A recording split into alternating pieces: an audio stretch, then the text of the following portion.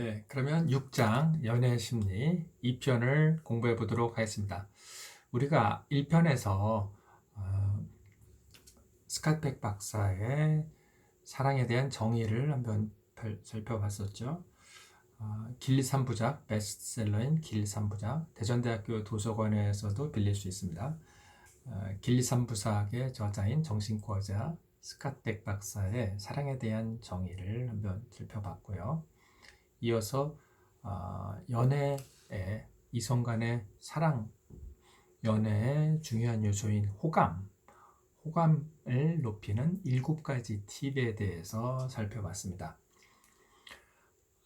그러면 우리가 한번 케이스를 가지고 한번 생각해 볼 텐데요. 저희가 학습 자료실에 올렸던 브루클린이라는 영화와 관련된 이제 자료를 한번 보시기 바랍니다.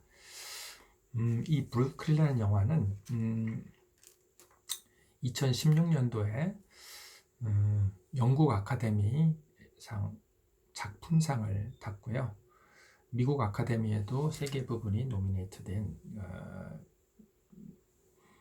삼각관계를 잘 묘사한 그런 영화입니다. 유튜브에 보니까요, 48시간 동안 빌리는데 한 1,400원, 그리고 이제 구매를 하는데, 영구에 구매하는데 4,000원 정도 돈을 지불하면 볼 수 있는데요.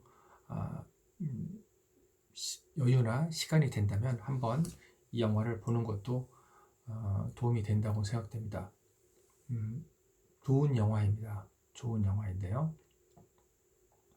이 여자 주인공은 시얼사 로넌이라는 여자인데요. 아일랜드 여자입니다. 아일랜드 여성인데 미국 영화계를 짊어지고 갈 차세대 여배우로 각광받고 있는 연기력이 아주 뛰어난 배우인데요.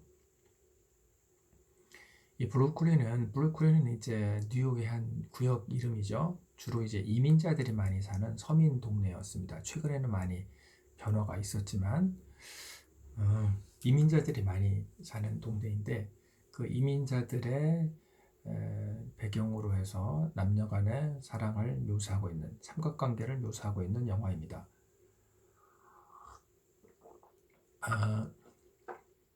여자 주인공 에일리스는 아일랜드에서 푸른 꿈을 꿈고 뉴욕으로 이민 온 여성입니다.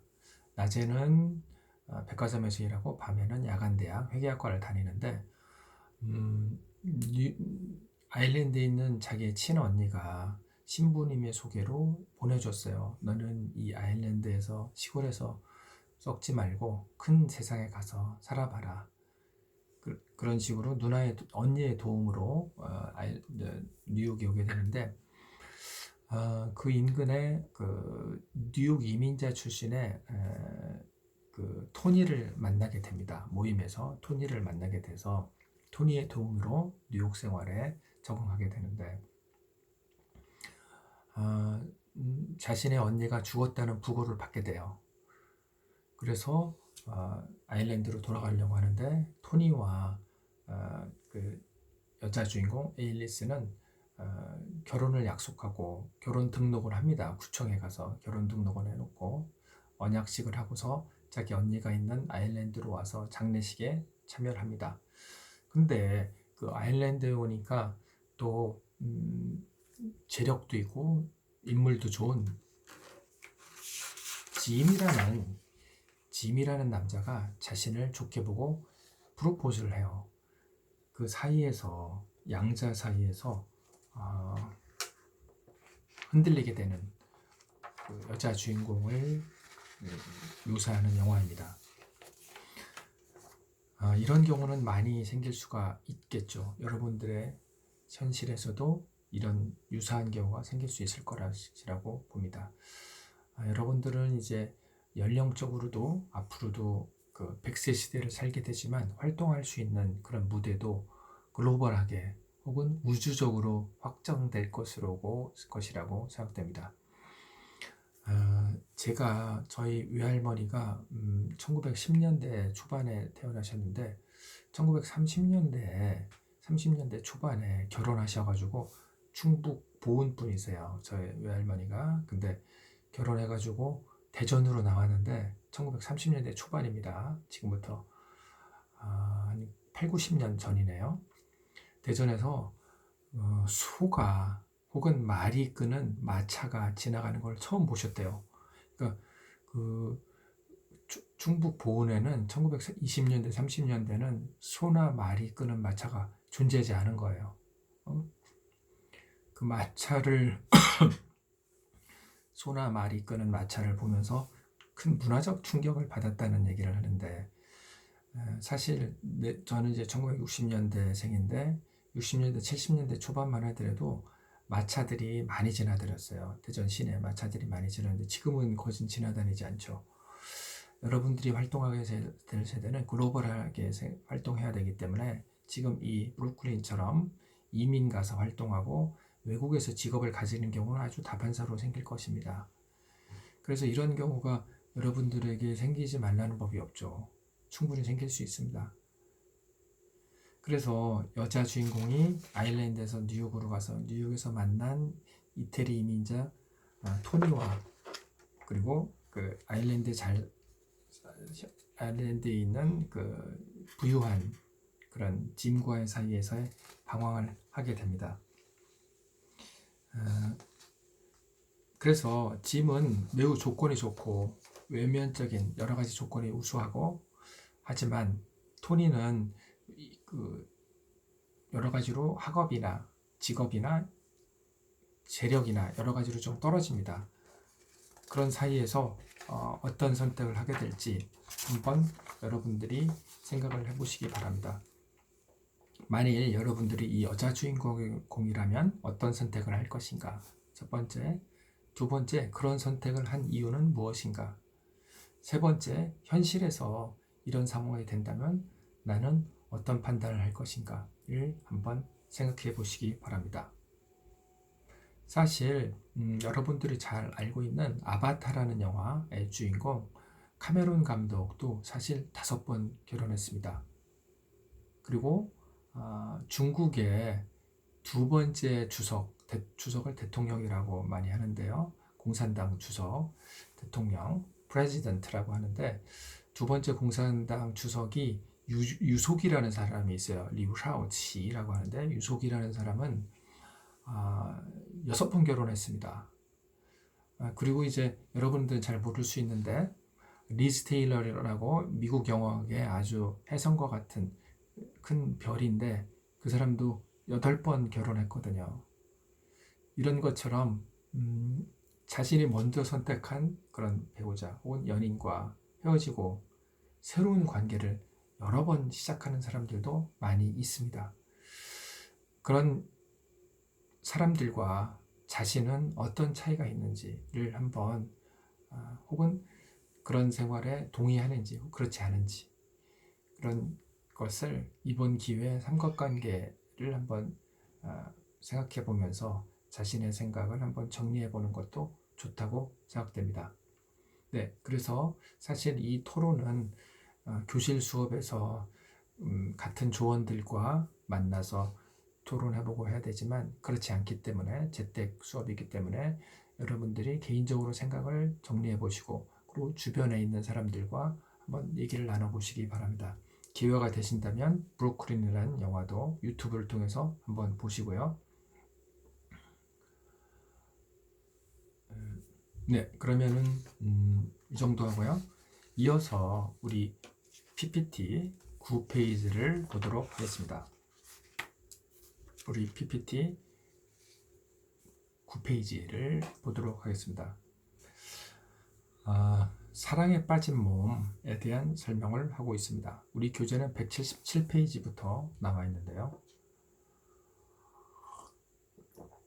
신체의 변화가 생기게 된다는 겁니다. 사랑을 하게 되면 신체의 변화가 생기게 된다. 주로 호르몬의 변화인데요. 호르몬의 변화.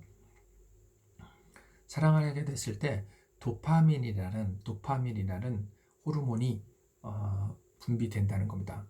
행복감을 느끼게 해주는 도파민이라는 호르몬이 분비된다. 그리고 노르에피네프린, 노르아드레날린이라고도 불립니다.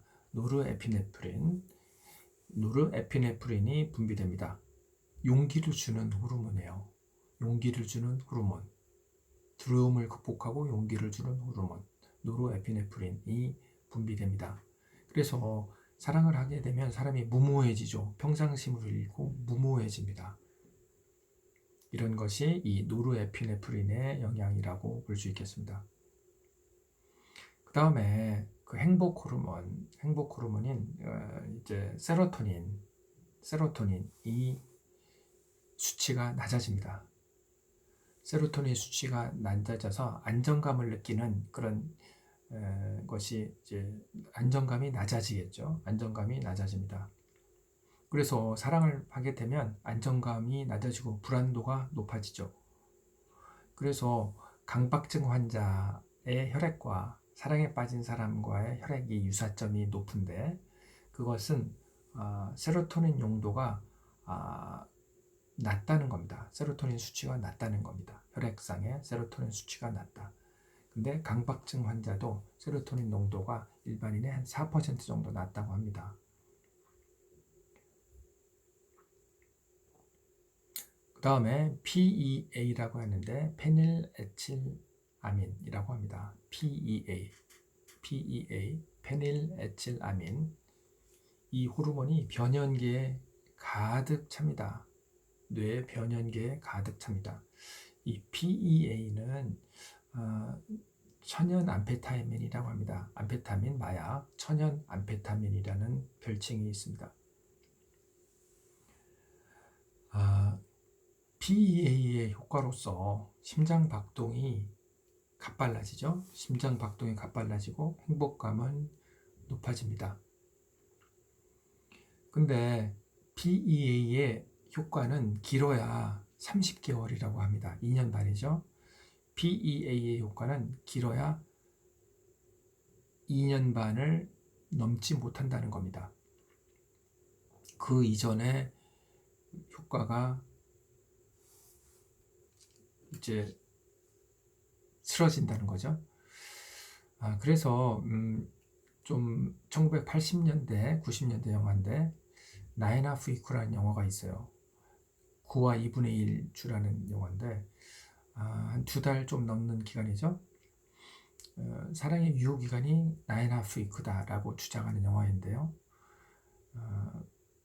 그리고 결혼해서 물론 이제 시대에 따라서 틀리지만 대개 4년 이내에 최근에 이제 법원에서도 이렇게 발표를 하죠. 4년 이내에 이혼하는 사람들, 그리고 20년 결혼 생활 이후 유지한 사람들이 결혼하는 비율, 황혼 이혼이라고 그러죠. 그런 비율을 발표를 하는데 지금까지는 4년 이내에 결혼해서 4년 이내에 이혼하는 비율이 제일 높았어요. 근데 최근에는 노령화가 되면서 노년자가 많아지면서 황혼이혼, 20년 이상 결혼을 유지했던 사람들이 이혼하는 비율이 많이 늘어났거든요. 여하튼 일반적으로 결혼 이후에 4년 이내에 깨지는 이유가 이런 PEA, 페닐에틸아민처럼 사랑을 유지하는 그런 호르몬, 그런 상대방의 어떤 매력을 느끼게 되는 그런 호르몬이 유효기간이 30개월이라는 것과 관련이 된다고 볼 수 있겠습니다. 그 다음에 사랑과 오르가즘인데요. 사랑과 오르가즘.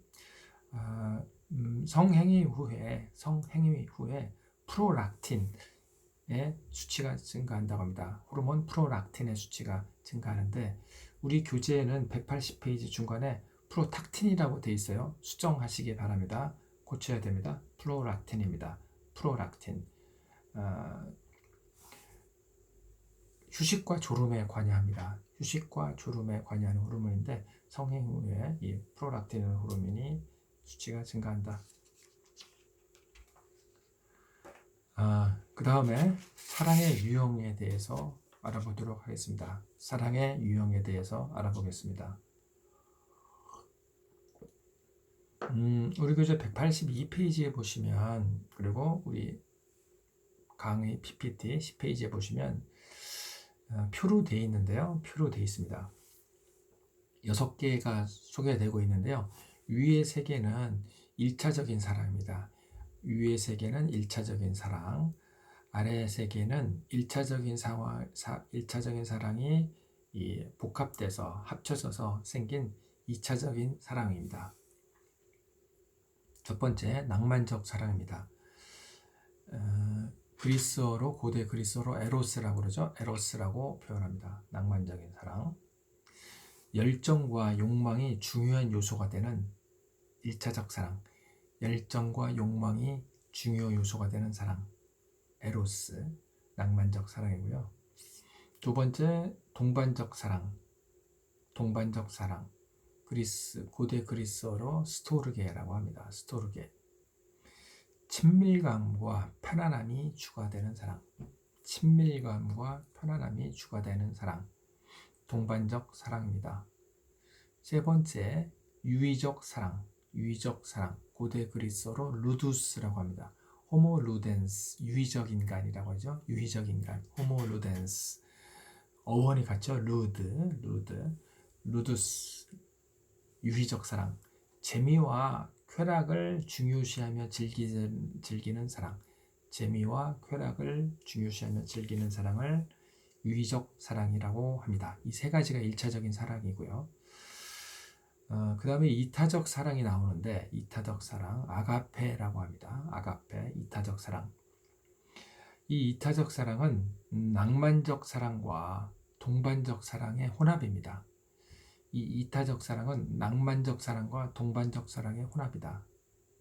무조건적이고 헌신적이고 타인을 위하는 그런 사랑입니다. 아가페라고 그러죠. 아가페.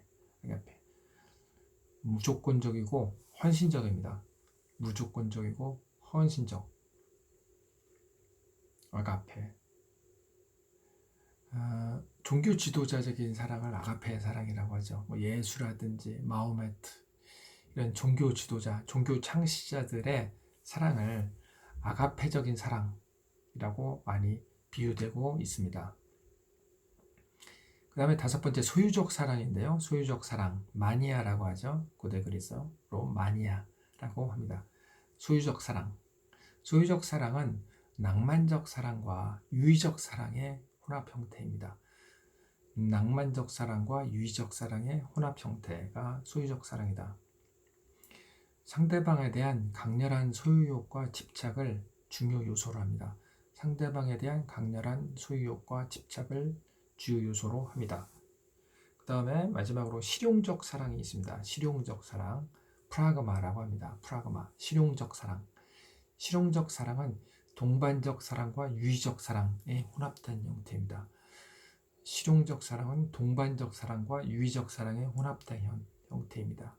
현실적이고 논리적인 사랑의 관계입니다.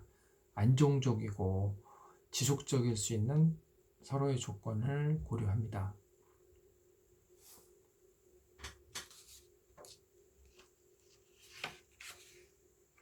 네, 여기서 저 개인적인 경우의 소개를 좀 해본다면요. 저는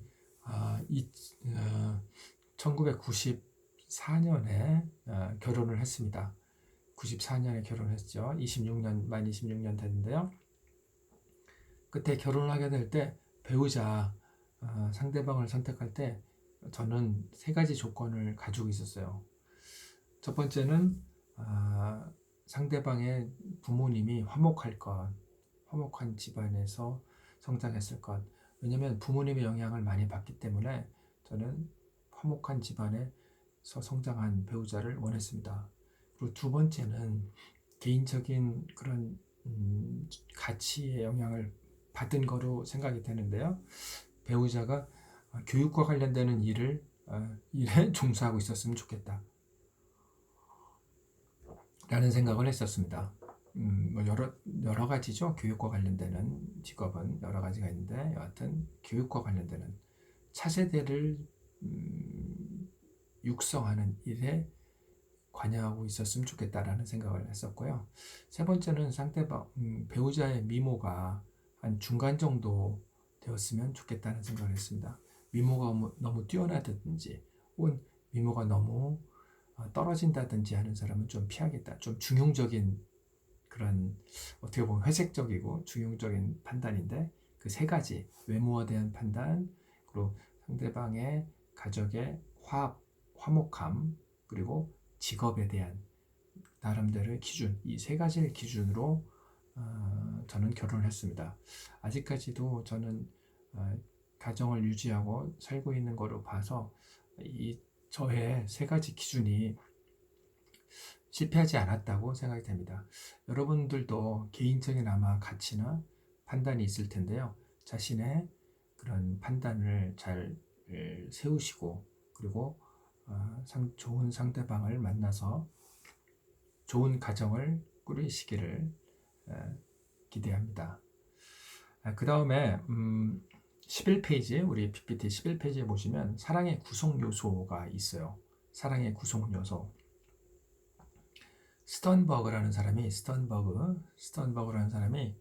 사랑의 구성 요소로 세 가지를 제시했습니다. 친밀감, 열정, 헌신입니다. 친밀감, 열정, 헌신.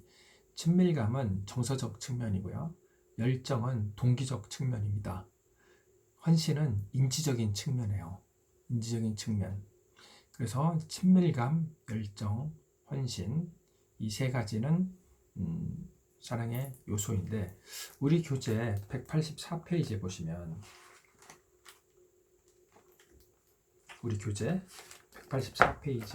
보시면 요 3요소로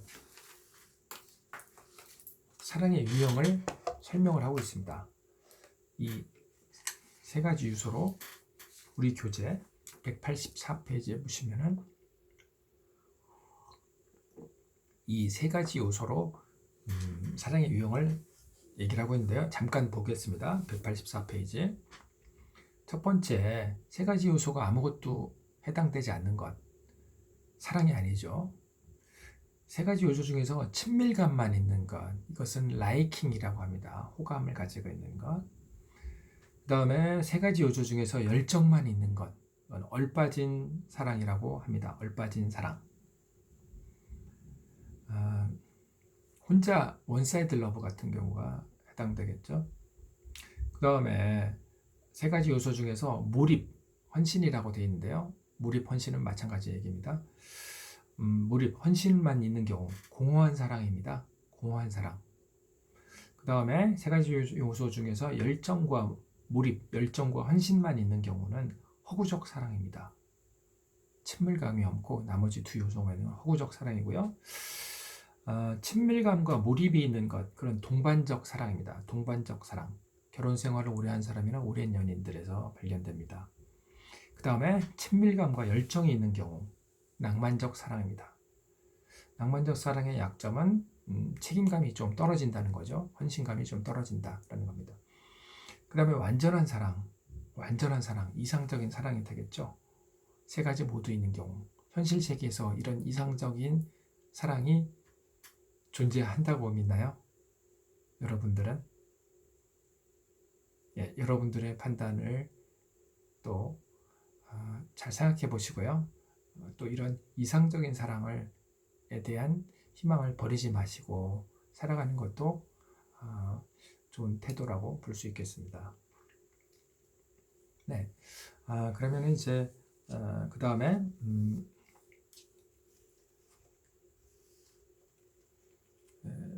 나의 사랑, 나의 로맨스라고 되어 있는데요. 185페이지 나의 사랑, 나의 로맨스. 186페이지에 보시면 포브이라는 사람이 로맨스에 빠지게 되면 하게 되는 경험을 한 10가지로 정리를 해놨습니다. 포브이라는 사람이 사랑에 빠지면 경험하게 되는 체험, 심리적인 경험을 10가지로 정리했는데 한번 읽어보시고요. 그 다음에 이제 사랑을 하게 되는 이유를 4가지로 정리를 한 게 있습니다. 사랑을 하게 되는 이유, 이것은 학문적으로 분석을 한 거예요. 사랑을 왜 하는가를 학문적으로 분석한 건데 한번 보겠습니다. 187페이지에 보시면 우리 교재 187페이지에 보시면 여기서는 총 4가지로 학문적인 견해를 얘기를 하고 있는데요. 첫 번째로 진화론적인 관점입니다. 진화론적인 관점으로 사랑을 왜 하는가? 사랑의 원인을 종족 보존을 위한 본능적 욕구가 사랑을 바탕을 이룬다고 봅니다. 그래서 사랑은 종족 보존을 가능하게 하는 심리적 현상이다. 즉 진정한 사랑은 생존을 위한 본능이다 이렇게 보고 있습니다. 두 번째 견해, 정신분석학적 관점입니다. 성적 욕구를 인간의 가장 기본적인 동기로 봤잖아요. 성적 욕구. 그래서 사랑은 성적 욕구가 승화돼서 나타나는 것으로 봅니다. 그래서 정신분석학적 관점에서는 진정한 사랑은 건강한 성격을 형성한 사람들의 무의식적 행동이다 이렇게 보고 있습니다. 세 번째, 애착이론적 관점이 있는데요. 모울비라는 사람이 애착이론을 제시했는데 어머니와의 애착 유형, 생애 초기 3년 동안 어머니와 어떤 애착 유형을 형성했는가에 따라서 영향을 받는다라는 관점입니다. 즉 아동기에 생애 초기에 어머니와 안정적 애착을 형성한 사람들만 진정한 사랑을 나눌 수 있다라고 얘기를 하고 있습니다. 네 번째 견해로서 인지이론적 관점이 있는데요. 인지이론적 관점.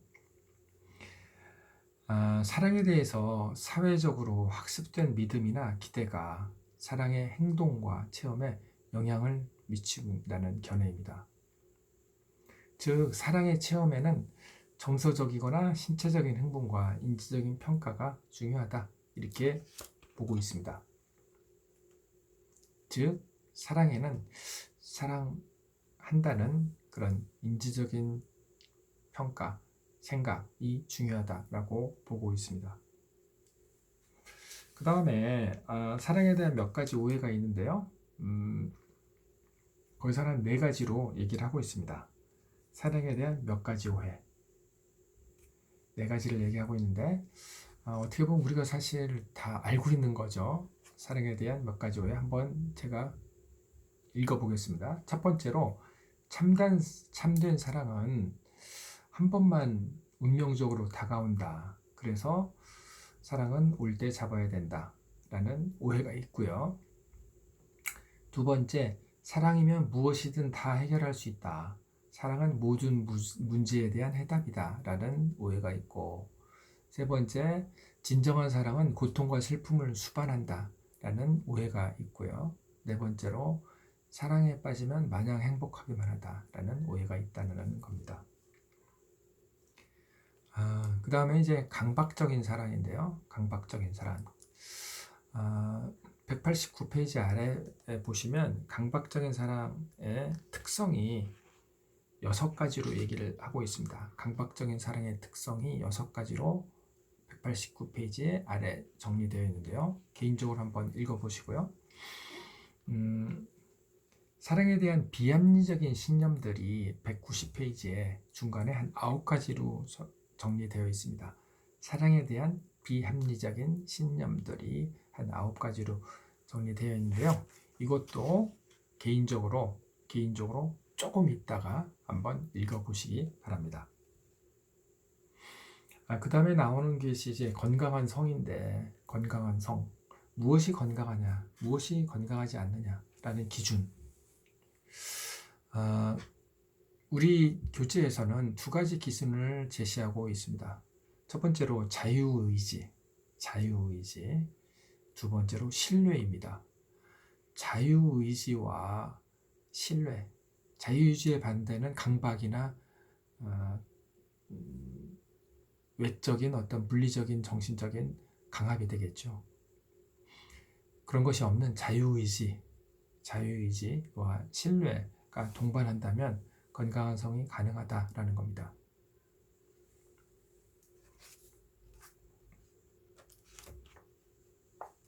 그 다음에 존 그레이라는 사람이 1992년에 화성에서 온 남자, 금성에서 온 남자라는 책을 출판했는데요. 저도 읽어봤는데 저는 좀 개인적으로 재미가 없어서 앞부분만 읽고 중간에 읽지 못했는데 그 존 그레이라는 사람이 이 책에서 남자와 여자의 차이에 대한 얘기를 하고 있습니다. 남녀 간의 사랑과 행복, 남녀 간의 사랑에 대한 행복에 대한 견해가 다르다라는 얘기를 하고 있습니다. 총 8가지로 얘기를 하고 있는데요. 우리 8가지로 얘기하고 있는데 한번 제가 읽어보도록 하겠습니다. 첫 번째, 남자와 여자의 가치관은 본질적으로 다르다. 두 번째, 남자와 여자는 스트레스를 해결하는 방법이 다르다. 세 번째, 남자와 여자는 동기가 유발되는 방법이 다르다. 네 번째, 남자와 여자는 다른 언어를 사용한다. 다섯 번째, 남자와 여자는 친밀성과 자율성에서 차이가 있다. 여섯 번째, 남자와 여자는 사랑의 차이가 있다. 일곱 번째, 남자와 여자는 행동 방식이 다르다. 여덟 번째, 남자와 여자는 채점 방식도 다르다라고 얘기를 하고 있습니다. 그 다음에 이제 마지막 단계로서 이제 이성 간의 사랑, 이성 간의 연애에서 이제 처음에 만나는 단계, 그리고 열정적으로 연애하는 단계, 그게 이제 끝나서 이제 결별하게 되는 단계가 있을 수 있는데, 그 결별할 때 큰 상처를 받지 않고 어떻게 잘 결별할 수 있는가에 대한 얘기를 해보도록 하겠습니다. 결별을 하게 된다면 여러 가지 이유가 있을 수 있는데, 사실 회자정리라는 말이 있습니다. 만났다면 반드시 헤어진다는 그런 성어인데요. 회자정리, 만난 사람은 반드시 헤어진다라는 사자성어인데요. 모든 것이 그렇죠. 만나면 반드시 헤어지게 돼 있죠. 남녀간에도 마찬가지입니다. 여기서의 결별의 이유는 회자정리에 만난 사람 본질적으로 만나면 헤어진다라는 것보다는 사실 연애 관계에서의 잘못됨으로 인해서 연애 관계가 파탄나서 헤어지는 경우에 한정하고 있습니다. 그 이유로서 6가지를 얘기를 하고 있는데요. 첫 번째로 지루해진다는 겁니다. 지루해진다. PEA, 페닐에틸라민의 유기. 그러니까 사랑하면서 어떤 흥분하고 어떤 마약에 취한 것처럼 흥분하는 그런 호르몬 PEA가 유효기가 길어봤자 30개월이라고 한 것처럼 그 유효기간이 지나면 지루해질 수 있는 거죠. 지루해진다는 것. 두 번째는 대화의 부족, 소통의 부족. 세 번째는 성적인 태도나 기대에서의 남녀 간의 차이가 있는데 여기서 오는 갈등. 그리고 역할 갈등, 남자가 맡아줬으면 해야 되는 역할, 여성이 맡아야 되는 역할이 있는데 그 역할에 대한 기대를 가지고 있는데 상대방에 대해서 그 기대와 현실과의 차이에서 오는 갈등. 그리고 다른 제3자가 출연했다. 다른 여자가 출연했다. 아까 우리가 브로큰이라는 영화에서 보면서 삼각관계에서 다른 이성의 출연에 되면서 고민하게 되잖아요. 다른 이성의 출연. 그리고 사랑에 대한 변화를 수용하지 못했기 때문에 이런 이유들이 있다는 겁니다. 그렇다면 결별에 대한 대처 방안도 찾아봐야 되겠죠. 결별의 그런 후유증에서 벗어날 수 있는 결별에 대한 대처 방안을 한번 보도록 하겠습니다. 우리가 결별의 상처로 힘들다면 먼저 후원 집단을 찾아야 됩니다. 자신을 후원해 줄 수 있는 집단이 있어야 됩니다. 두 번째, 이 역할 모델을 찾아서 그 사람을 닮아가려는 노력을 하면서 이 어려운 상처받은 이 다운되어 있는 이 상태에서 벗어나도록 노력해야 된다는 거죠. 두 번째, 역할 모델을 찾아라. 세 번째는 이 이별이 끝이 아니라는 겁니다. 새로운 시작일 수 있다는 사실, 이별이 끝이 아니라는 사실을 받아들여라. 네 번째, 현실 생활에서 좀 벗어나서 1주 내지 2주 정도 다른 상황에서 한번 살아보라는 거죠. 뭐 여행이 많이 추천되고 있는데요. 새로운 세상으로 가서 여행을 한번 해봐라 라는 거고요. 그 다음에 자신을 자기 비하하지 말라. 자기 비하하지 말라는 겁니다. 자기 비하하지 말라. 그래서 결별에 대한 대처 방안으로 한 5가지를 얘기를 하고 있습니다. 네, 그러면은 우리 6장 연애 심리에 대한 그 내용은 이 정도로 해서 마치도록 하겠습니다. 네, 수고 많았습니다.